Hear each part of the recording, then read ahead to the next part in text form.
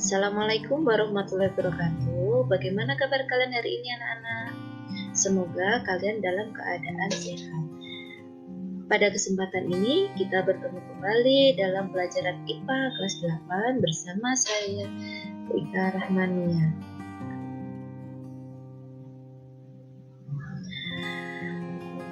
Pada kesempatan kali ini, kompetensi dasar yang akan kita capai yaitu 3.11, menganalisis konsep getaran, gelombang, dan bunyi dalam kehidupan sehari-hari, termasuk sistem pendengaran manusia dan sistem sonar pada hewan. Kompetensi dasar 4.11 menyajikan hasil percobaan tentang getaran, gelombang, atau bunyi. Perhatikan baik-baik video ini. Nah, di sini ada video seseorang sedang bermain gitar.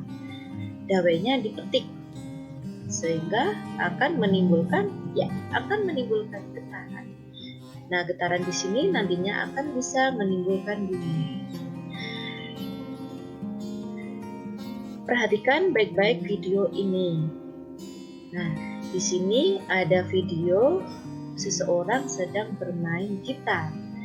Dawainya dipetik sehingga akan menimbulkan getaran.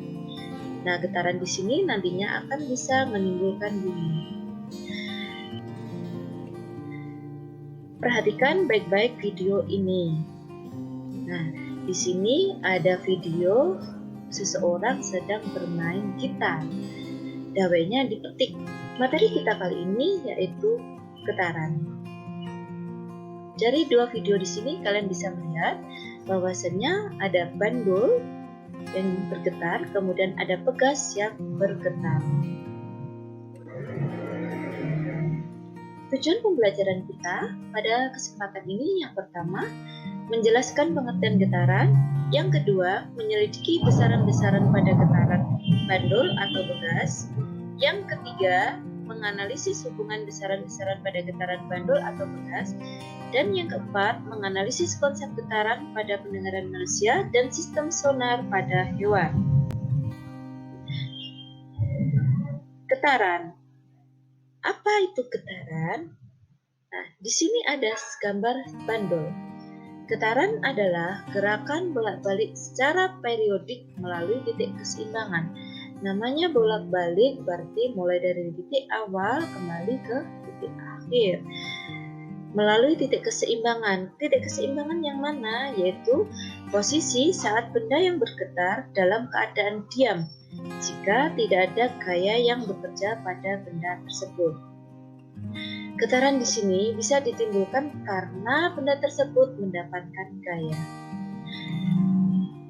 Mana yang disebut dengan satu getaran? Contohnya yaitu dari titik A, kemudian ke B, ke C, kemudian ke B, dan kembali ke A.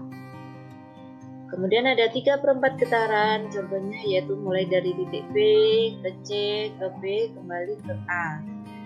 Setengah getaran yaitu dari titik C ke B, kembali ke C. Dan contoh 1/4 getaran yaitu dari titik A menuju ke B. Simpangan dan amplitudo. Simpangan yaitu jarak dari titik keseimbangan. Nah, kalau amplitudo yaitu simpangan terjauh pada getaran. Nah, di sini ada dua, yaitu ada pegas dan bandul. Simpangan pada pegas yaitu ditunjukkan yaitu A ke B sama A ke C. Kalau amplitudo yaitu ditunjukkan dari A ke B ataupun A ke C. Nah, untuk bandul, simpangannya mana? Simpangannya yaitu jarak dari R ke H maupun R ke P, R ke S, dan R ke T. Nah, amplitudonya yang mana? Amplitudonya karena di sini simpangan terjauh berarti R ke P dan R ke T. Simpangan dan amplitudo di sini karena di situ tertulis jarak, maka satuannya bisa sentimeter, bisa meter. Periode dan frekuensi. Nah, apa itu periode? Periode adalah waktu yang dibutuhkan suatu benda untuk melakukan satu kali getaran. Rumusnya yaitu T sama dengan T kecil per N. Sementara frekuensi adalah jumlah getaran tiap detik. Simbolnya F kecil yaitu N per T. Nah, keterangannya T besar itu adalah periode getaran, satuannya second. F-nya adalah frekuensi getaran, satuannya hertz. T kecil waktu yang diperlukan yaitu satuannya second, dan N adalah banyaknya getaran, tidak punya satuan.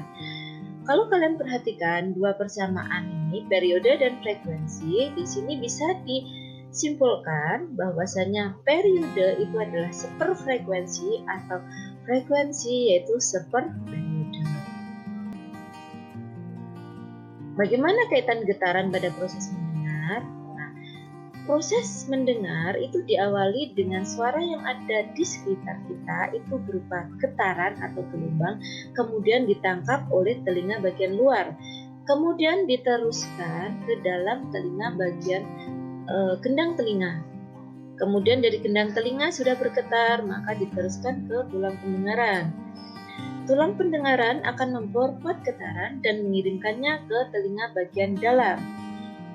Kemudian getarannya akan diubah menjadi impuls listrik dan dikirim ke otak. Otak akan menerjemahkan impuls itu sebagai suara. Nah, itu proses mendengar. Nanti ada subbab sendiri ya tentang proses mendengar ini. Berikutnya yaitu getaran pada sonar. Sistem sonar yang pertama yaitu pada kelelawar. Kelelawar dapat terbang di malam hari tanpa menabrak benda di sekitarnya karena dapat memancarkan dan menerima pantulan getaran ultrasonik dari benda. Dengan demikian, benda tersebut dapat dihindarinya.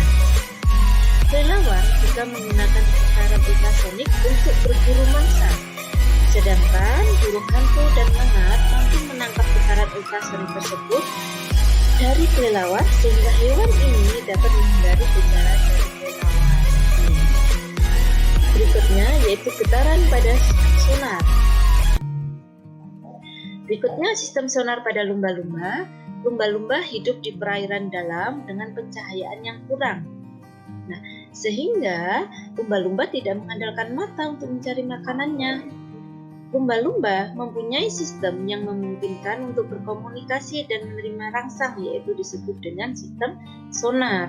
Sistem sonar pada lumba-lumba berguna untuk mengindra benda-benda di lautan, mencari makanan, dan berkomunikasi. Anak-anak, demikian yang dapat Bu Ika sampaikan pada kesempatan kali ini. Semoga bermanfaat untuk kalian. Sampai ketemu pada pertemuan berikutnya. Assalamualaikum warahmatullahi wabarakatuh.